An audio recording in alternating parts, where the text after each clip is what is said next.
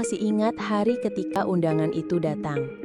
Sepotong kertas lusuh tanpa nama pengirim, hanya alamat desa terpencil yang bahkan tak pernah kudengar sebelumnya. Datanglah jika kau ingin tahu kebenaran. Itu saja isinya. Sebagai jurnalis muda, rasa penasaranku terlalu besar untuk diabaikan. Namun sejak pertama kali aku membaca undangan itu, ada sesuatu di dalam diriku yang berbisik lirih. Jangan pergi. Tapi aku terlalu keras kepala. Aku berpikir kebenaran selalu layak untuk diperjuangkan. Aku tidak tahu, undangan itu bukan sekadar ajakan, tapi juga kutukan yang menyeretku ke dalam lorong tanpa ujung. Saat aku tiba di desa, sambutan pertama bukanlah hangatnya senyum, melainkan tatapan tajam penuh curiga. Warga menatapku seakan aku orang asing yang membawa bencana. Seorang kakek tua menahanku di jalan. Nak, jangan coba-coba masuk ke rumah tua di ujung desa. Itu tempat arwah, bukan tempat manusia. Aku tersenyum sopan, tapi dalam hati justru semakin yakin harus ke sana. Aku selalu percaya, semakin orang melarang, semakin besar rahasia yang bersembunyi di baliknya. Rumah itu menjulang di ujung jalan, dengan genteng yang nyaris runtuh dan dinding yang dipenuhi lumut. Aku berdiri di depan pintunya, merasakan udara di sekelilingku lebih dingin daripada seharusnya. Saat aku mendorong pintu kayu itu, suara dejit panjang seperti jeritan keluar. Di dalam, aroma debu bercampur bau anyir darah lama. Setiap langkahku meninggalkan jejak di lantai berdebu, seolah aku sedang menodai tempat yang seharusnya tetap terkunci. Malam pertama di rumah tua itu, aku terbangun oleh suara langkah kaki. Tap, tap, tap. Aku tahu aku sendirian, namun suara itu jelas datang dari lorong panjang di dalam rumah. Aku mencoba menenangkan diri. Kata mungkin tikus atau kayu tua yang bergeser. Tapi ketika suara itu berubah menjadi bisikan memanggil namaku, bulu kuduku berdiri tegak. Keesokan paginya, aku mendengar seorang warga yang kemarin sempat mengantarku ke rumah tua ditemukan tewas. Tubuhnya kaku, matanya membelalak, seakan melihat sesuatu yang menakutkan sebelum ajal menjemput. Warga menyalahkanku. "Kau membawa sial!" teriak mereka. Aku hanya terdiam, rasa bersalah dan takut bercampur. Tapi bagian dalam diriku tetap berbisik, "Kau belum boleh berhenti." Di salah satu kamar, aku menemukan boneka tua tergeletak di lantai. Wajahnya totor, rambutnya kusut, dan anehnya matanya hilang. Hanya 2 rongga kosong menatapku, seakan meminta sesuatu. Aku memungutnya. Saat itu terdengar suara tawa kecil di belakangku. Suara anak kecil. Padahal tidak ada siapapun di ruangan itu selain aku. Cermin berdebu di sudut kamar memantulkan bayangan samar diriku. Aku menyapunya dengan tangan, tapi pantulan itu tidak mengikuti gerakanku. Aku mengangkat tangan kanan, namun bayangan di cermin mengangkat tangan kiri. Aku mundur ketakutan, dan saat itu wajah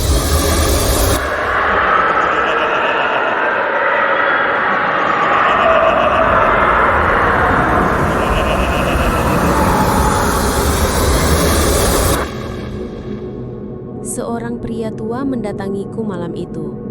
Ia mengaku sebagai penjaga desa. "Kau bodoh, Nak. Rumah ini bukan untuk dihuni. Ia lapar, dan setiap jiwa yang masuk akan menjadi santapannya." Aku mencoba bertanya siapa ia yang dimaksud, tapi penjaga itu hanya menatapku dengan mata yang dipenuhi rasa takut, lalu pergi begitu saja. Malam-malamku semakin sulit. Setiap kali aku menutup mata, aku merasa ada yang duduk di dadaku. Nafasku tertahan, tubuhku lumpuh, dan dalam kegelapan itu, aku melihat sosok perempuan bergaun putih, rambut panjang menutupi wajahnya, menunduk tepat di atas kepalaku. Aku terbangun dengan keringat dingin, tapi bau air darah tetap menempel di udara kamar. Pagi itu, aku melihat sesuatu yang membuat perutku mual. Tulisan merah besar muncul di tembok kamar. Pulang sebelum terlambat. Aku mendekat, mengira itu cat. Tapi ketika ku cium, jelas itu darah segar. Siapa yang bisa menulis itu sementara aku sendirian? Aku menemukan kotak tua di ruang bawah tanah. Isinya arsip-arsip kolonial, catatan tentang rumah ini. Dulu, rumah ini milik seorang tuan tanah Belanda yang terkenal kejam. Warga dipaksa bekerja sampai mati. Catatan terakhir menulis satu kalimat. Roh mereka tak akan tenang sampai semua darah dibayar lunas. Aku mulai sering melihatnya. Sosok wanita bergaun putih yang berdiri di ujung lorong, memandangiku tanpa bergerak. Kadang aku melihatnya dari jendela, kadang di depan pintu kamarku. Dan setiap kali aku mencoba mendekat, ia menghilang seperti asap. Dari arsip lain, aku tahu sesuatu yang lebih mengerikan. Tuan tanah Belanda itu memiliki anak keturunan.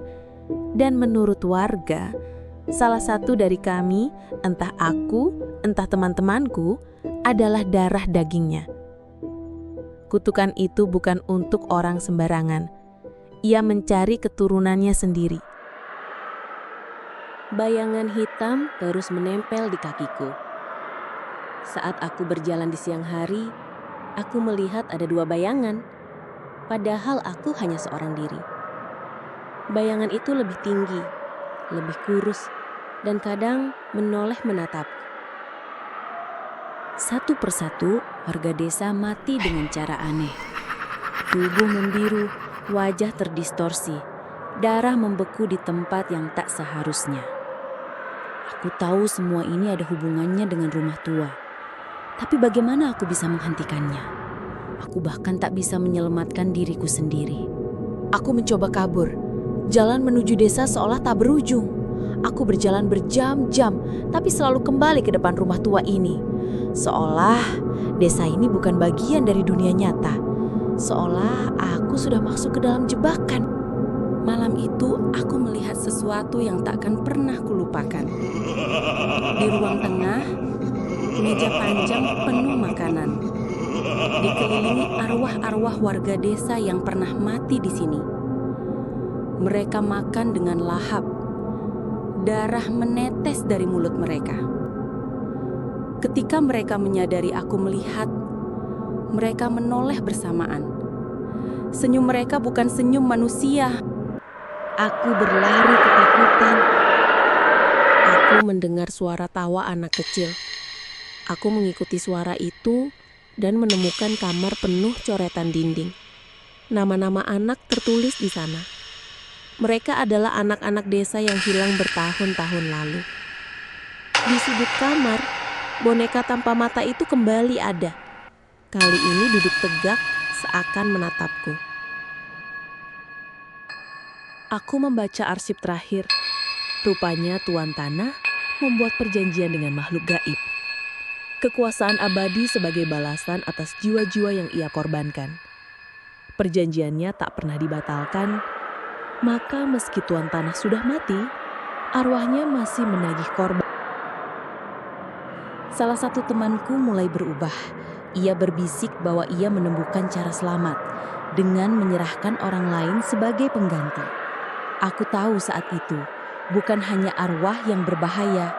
Ketakutan bisa mengubah manusia menjadi lebih kejam daripada hantu. Malam itu, salah seorang temanku hilang. Kami menemukannya di ruang bawah tanah, tubuhnya terikat. Darahnya mengalir memenuhi lantai. Tulisan dengan darah kembali muncul di dinding. Satu lagi.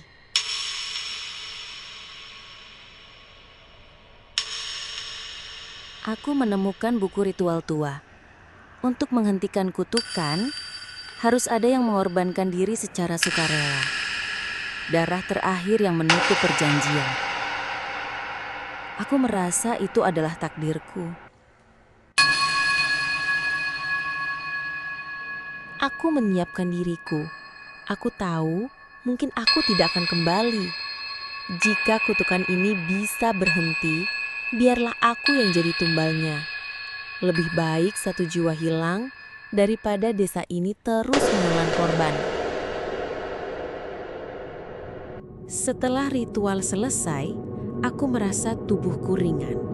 Rumah tua itu runtuh perlahan, dan jalan desa akhirnya terbuka. Teman-temanku yang tersisa bisa keluar.